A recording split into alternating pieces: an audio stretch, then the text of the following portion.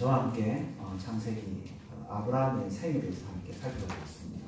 아브라함의 생뿐만 아니라 성경 전체를 살펴봤을 때 우리는 하나님의 그 신실하심을 볼 수 있습니다.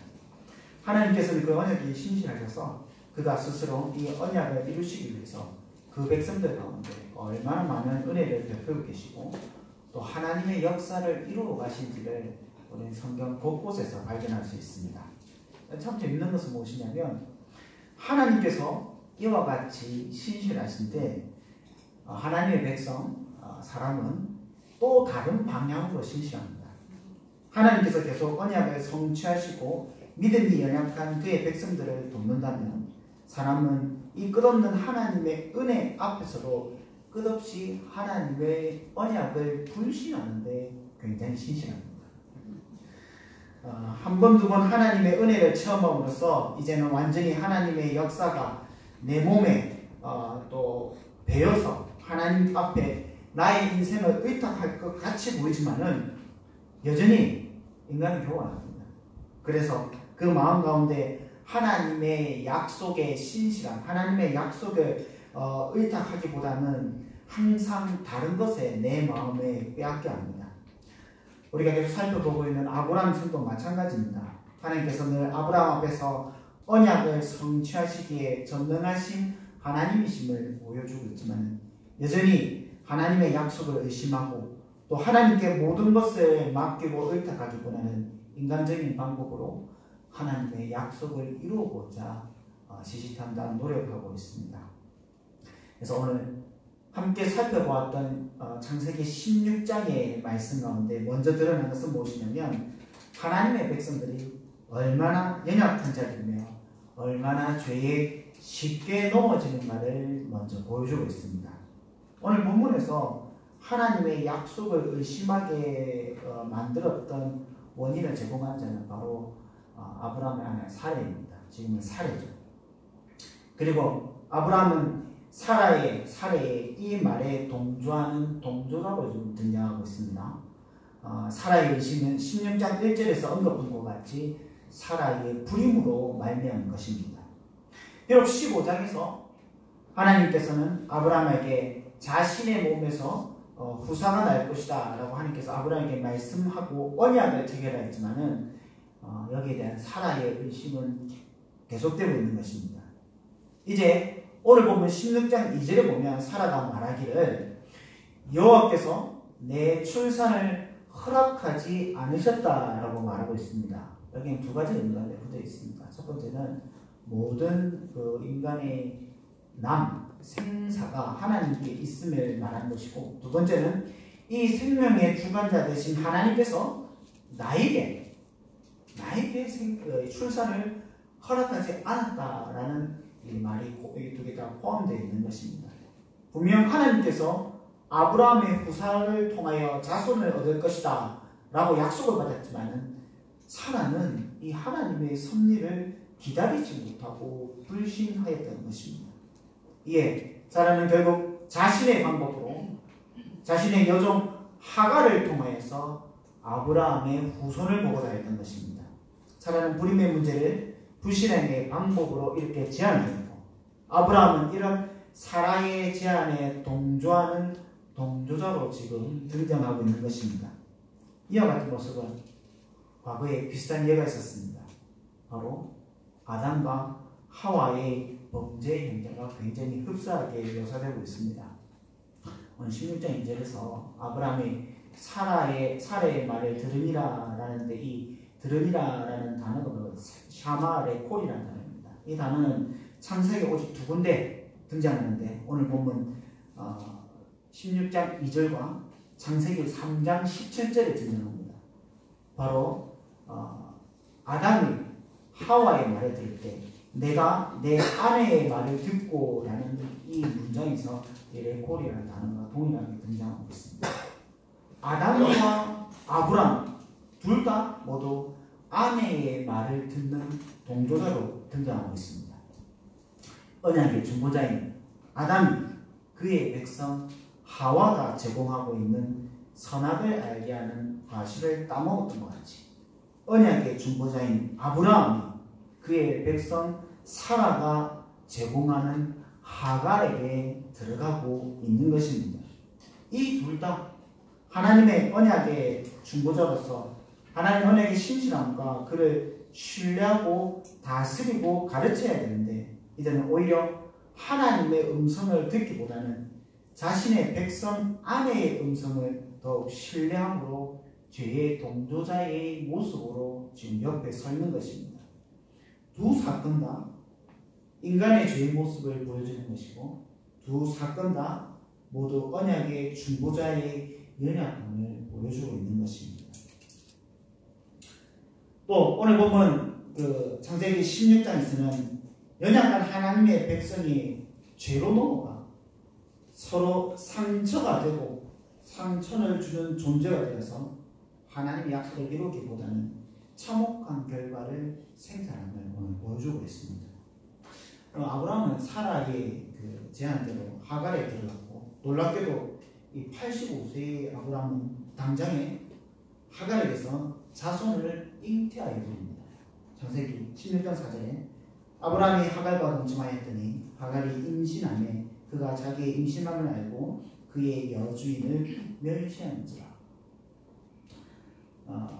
불신앙의 방법으로 하나님의 언약을 이루고자 하여서 그 방법대로 하였지만은 이 노력은 하나님의 언약을 이룰 때 용이하거나 속히 오게 하거나 혹은 조금이라도 더 진보하는 방향의 결과를 내지 못합니다.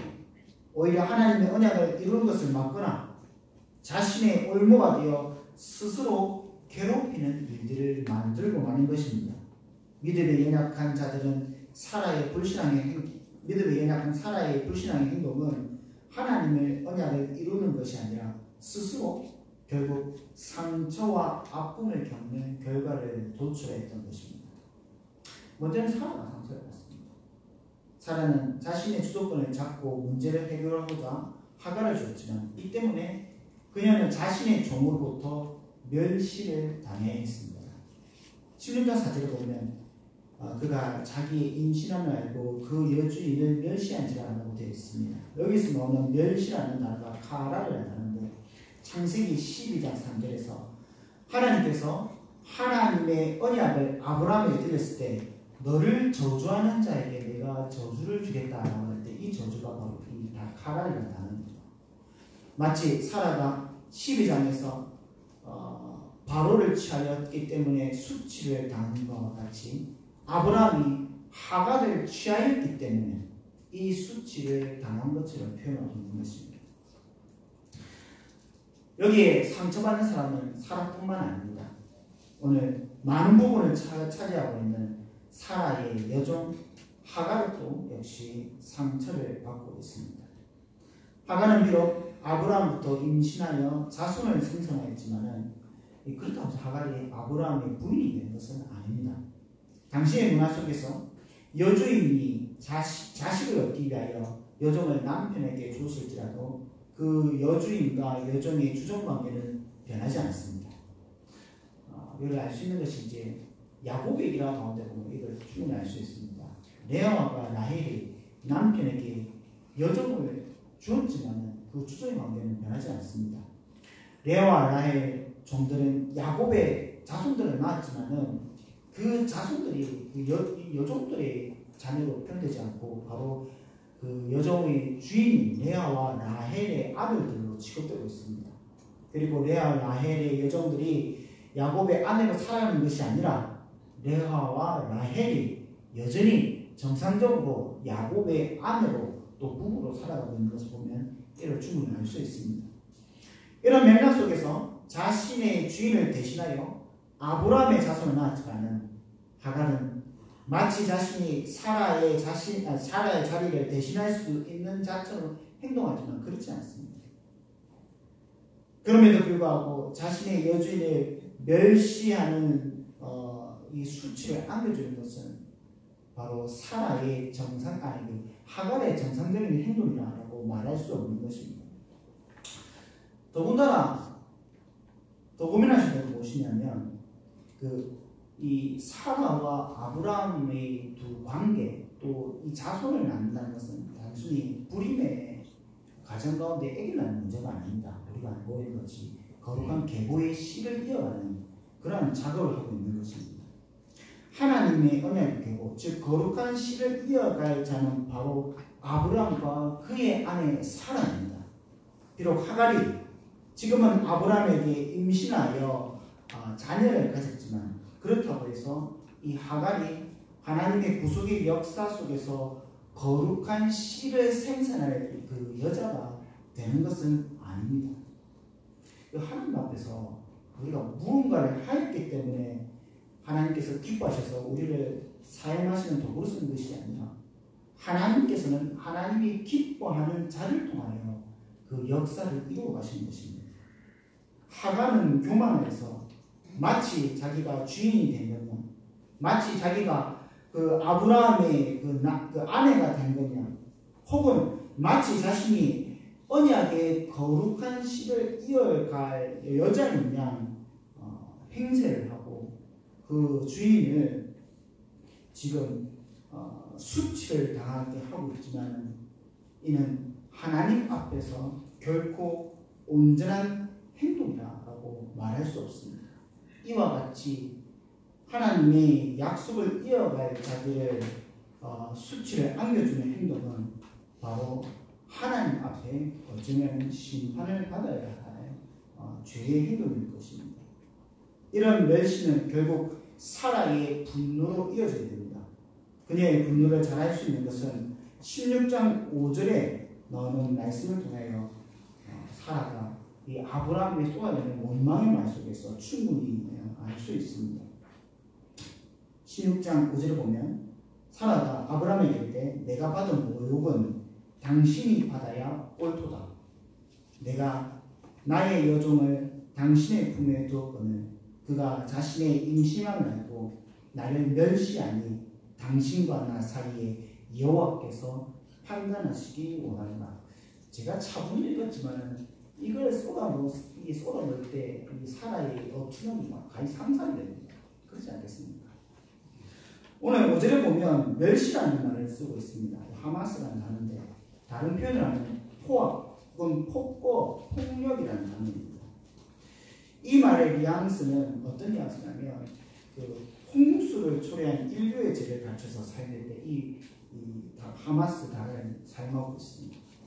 창세기 6장 11절에 보면 그때 온 땅이 하나님 앞에 부패하여 포악함이 땅에 가득한지라 할 때 이 포악함이 바로 동일한 단어입니다. 또한 야곱이 시몬과 레이가 누이 다말의 성폭행 사건 때문에 세겜 사람들을 몰살시킬 때 이 그 죄를 일컬었을 때 동일한 단어를 사용하고 있습니다. 마치 그와 같은 포악함, 폭거가 자기가 지금 당하고 있음을 말하고 아브라함을 원망했던 것입니다. 사라의 이런 분노는요, 나중에 아브라함에게 들려주게 되고 아브라함은 여기에 대해서 적절하게 판단하고 조율하는 것이 아니라 굉장히 무책임한 태도로 사라의 요구에 응합니다. 네가 보기 좋을 대로 해라 라고 이야기함으로 이 사건을 마무리 짓고자 합니다. 사라는 이 말에 마치 애굽 사람들이 이스라엘을 학대한 것 같이 애굽 사람인 하갈을 자신의 분냄을 통하여 마구 학대하였던 것입니다. 이와 같이 믿음이 연약한 자의 믿음 없는 행동과 불신앙의 역사는 하나님의 언약의 공동체 안에 상처를 드러내게 합니다.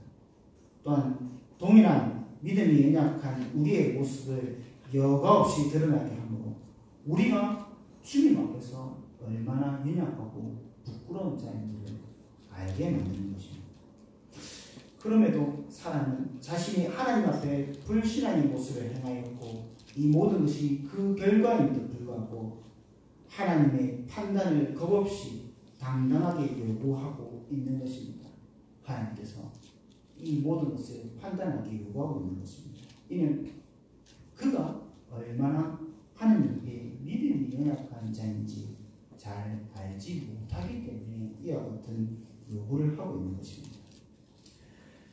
사실상 성도라는 존재는요, 우리가 생각하는 것보다 훨씬 더 약한 존재입니다. 또한 우리의 믿음이라는 것은요, 우리가 평가하는 것보다, 우리 스스로 평가하는 것보다 훨씬 더 보잘것없고 쉽게 흔들리는 겁니다. 당장에 내가 믿음에 서 있노라라고 확신하고 하나님 옆에 서 있지만 실상은요, 우리가 서 있는 것이 아니라 오히려 넘어져 엎드려져 있을 때도 있고, 하나님의 약속을 신뢰하노라라고 하지만 여전히 하나님의 약속을 신뢰함보다는 나의 생각과 나의 방편을 순간순간 더 신뢰할 때가 더 많습니다. 어느 순간 내 자신을 돌아보아 이제는 내가 많은 믿음의 연단과 체험을 통해서 내가 이만하면 성숙한 사람이구나, 내가 이만하면 참 괜찮은 신앙인이구나 라고 생각할지 모르겠지만, 아직 더 많은 신앙의 성숙과 연단이 필요한 것이 우리 안에 있는 영혼의 실상입니다. 하나님께서는 이런 우리를 너무나 잘 아시고 이런 연약한 우리를 부르셨으며, 연약한 중에 교만하여 범죄하지만 또 그것으로 인하여 고통당하지만 하나님께서 여전히 하나님의 약속을 성취해 가시며 우리를 위로해 주고 계시는 것입니다. 오늘 16장에 나타난 것은 바로 연약한 중에 위로하시는 하나님의 성실하심을 우리는 볼 수 있습니다. 하간은 주인 사라의 모진 학대를 견디지 못하고, 하간 이름 뜻이 도망가는 뜻이거든요. 그의 이름과 같이 술 광야로 도망가게 됩니다. 비록 하갈이 교만하여 하나님의 씨를 낳은 주인을 학대하고 하나님의 언약의 섭리를 분별하지 못하였지만, 하갈 역시도 아브라함의 번속이고 언약의 테두리 안에 있는 자이기 때문에 이 술 광야에 도망간 하갈에게 하나님께서 나타나셔서 이 여인을 위로하고 계시는 겁니다. 16장 7절 말씀에 그 위로가 나타나고 있습니다. 여호와의 사자가 등장하고 있는데요, 여호와의 사자가 여인 앞에 등장하는 것은 굉장히 드문 일입니다. 모세오경에서는 하갈이 유일한 사람이고, 구약 전체에서 보면 삼손의 어머니 앞에서 나타난 것, 이 두 사건 빼고는 하나님 여호와의 사자가 여인 앞에 등장한 적은 한 번도 없습니다. 하나님께서 하갈 앞에서 나타나셔서 그의 과거를 물으셨고 그의 미래를 물으십니다. 이는 하나님께서 하갈을 감찰하고 계심을 보여주시는 것입니다. 또한 그에게 태어날 자손의 이름을 이스마엘이라는 이름을 지어주십니다. 이스마엘은 뜻이 무엇이냐면 하나님이 듣고 있다라는 뜻입니다. 하나님은 그의 자손에게 하나님이 듣고 있다라는 이름을 지어주시는 중에서 하나님께서 하갈의 고통을 여전히 듣고 계심을 알려주시고 위로하고 계시는 겁니다. 그뿐만 아니라 하나님께서는 하갈에게 복도 주십니다. 창세기 16장 10절에 보면 여호와의 사자가 또 그에게 이르되 내가 내 씨를 크게 번성하여 그 수가 많아 셀 수 없게 하리라 라는 복을 주십니다. 하갈이 받은 복은요, 아브라함이 받은 복과 굉장히 비교해 비슷합니다. 아브라함은 여기다 덧붙여서 하늘의 별과 땅의 티끌과 같은 비유가 포함되어 있지만, 이걸 제외하면 아브라함이 하나님 앞에 받은 복의 내용과 하갈이 하나님 앞에 받은 복의 내용은 굉장히 흡사합니다. 그리고 이러한 하나님의 위로가 하갈에게는 굉장히 큰 힘이 되고 또한 큰 위로가 되었습니다. 그래서 하갈은 그 하나님의 이름을 지어줍니다. 이게 되게 특이한 경우입니다. 성경에 보면 하나님께서 하나님이 일들을 앞으로 행할 일들을 알려주시기 위해서 하나님의 이름을 계시해 주거나, 또한 하나님께서 앞으로 너희 가운데 있을 일들을 일러주시기 위해서 그의 이름을 지어주십니다. 그런데 단 한 번도 사람이 하나님의 이름을 지어주는 건 없습니다. 당시의 문화상 아래 있는 사람이 자신보다 그 직급이나 또 지위가 높은 사람의 이름을 지을 줄은 아무도 없습니다. 그러나 이 하갈은 굉장히 독특하게 하나님께서 위로해 주시니까 이에 감사해서 하나님의 이름을 지어줍니다. 그것이 무엇이냐면 나를 살피시는 하나님이라는 이름을 하나님께 이름을 지어주고 이름을 부르고 있습니다. 하나님께서는 이와 같이 믿음이 연약한 중에라도 여전히 그의 백성들을 위로하여 주심을 보여주고 있는 것입니다. 사실 16장의 말씀으로서 굉장히 어렵던 것은 무엇이냐면 16장에 등장하고 있는 아브람, 사라, 야니 하갈 이 그 누구도 그 행동을 하나님 앞에서 온전하다고 말할 수 있는 자가 아무도 없습니다. 그 누구도 하나님 앞에서 온전하고 의로운 행동을 보일 수 있는 자가 아무도 없습니다. 오히려 그의 그 믿음의 연약함과 그들이 얼마나 교만하고 그들이 얼마나 죄의 눈앞에 쉽게 넘어진지를 보여주고 있을 뿐입니다. 16장에 벌어진 모든 사건들은 바로 각각의 믿음의 연약함들이 만들어내 충돌되는 상처의 결과들밖에 없습니다. 또한 그 누구도 잘하였다 평가할 수 없는 진흙탕과 같은 인생의 모습밖에 보여질 것이 없습니다. 단 그런 진흙탕과 같은 인생의 모습 가운데 오직 빛나는 것은 단 한 가지입니다. 바로 이런 진흙탕 같은 인생 가운데서 여전히 그의 백성들을 위로하시고 여전히 하나님의 약속을 이루어가시는 그 하나님의 자비하심과 인자하심 그것만이 이 암흑 같고 진흙탕 같은 인생 가운데서 뜻이 나고 있는 것입니다. 늘 자신의 교만에 넘어지는 성도들에게 생명과 같은 빛으로 하나님께서는 우리에게 그 인자하심을 보여주고 계시는 겁니다. 사랑하는 성도 여러분, 우리는 참 연약한 자입니다. 여기서 그 누구도 우리를 강건하다, 연약하지 못하다, 연약하지 않다, 혹은 내가 주 앞에서 모든 것을 잘할 만큼 뛰어난 자다라고 자랑할 수 있는 자는 아무도 없을 것입니다. 우리가 생각하는 것보다 그 이상으로 우리는 연약해서 넘어집니다. 우리는 그러한 연약한 인생 가운데 있으니 우리가 할 수 있는 것은 앞서 권사님께서 기도했던 것 같이 정말 기도밖에 없습니다. 우리가 늘 이러한 인생의 연약함들을 아시고 교만하여 실족하더라도 은혜하여 자비하여 우리를 오래 참으시고 이끌어주시나요? 우리가 정말로 더디게 우리의 믿음이 진보하고 하나님께 나아갈지라도 여전히 기다려주시고 인도하시는 하나님의 역사를 신뢰하시고 또한 그 가운데 주시는 하나님의 위로하심을 통하여서 우리 주 안에서 강건하게 살아가시는 저와 모든 성도님 되시고 몽교회 되시기를 예수님의 이름으로 간절히 소망합니다. 우리 하나님 앞에 기도하며 나아갑니다. 말씀을 붙잡고 기도하겠습니다. 하나님, 우리 연약한 믿음을 도와주시옵소서.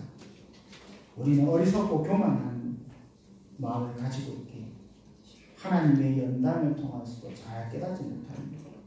하지만 주님께서 우리 가운데 늘 함께 해주시다 이러한 연단을 통해서 더 많이 깨닫게 하여 주시옵시고 우리의 일평생을 통하여서라도 나의 교만한 자가 하나님 앞에서 깎여져 나가게 하여 주시옵소서.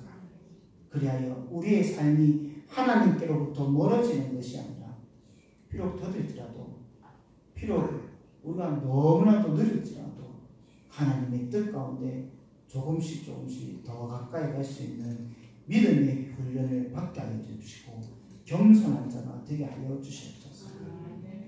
또한 지금의 연약하고 또 교만 때문에 우리가 넘어지고 또 고난 중에 있을지라도 하나님께서 우리 가운데 그의 얼굴을 돌리지 않으시고 하나님의 신실함과 인자심을 우리에게 허락하심을 신뢰합니다. 이와 같이 은혜 얻을 때 이것이 진정 하나님께 주신 은혜임을 깨닫게 하여 주시소. 우리가 이를 통해서 늘 하나님께 감사하고 하나님 앞에 겸손함으로 더욱더 무릎 꿇는 귀한 성도 될 수 있게 해 주시옵소서 하며 이제 우리 함께 기도하며 나아가는 양주 기도하시겠습니다.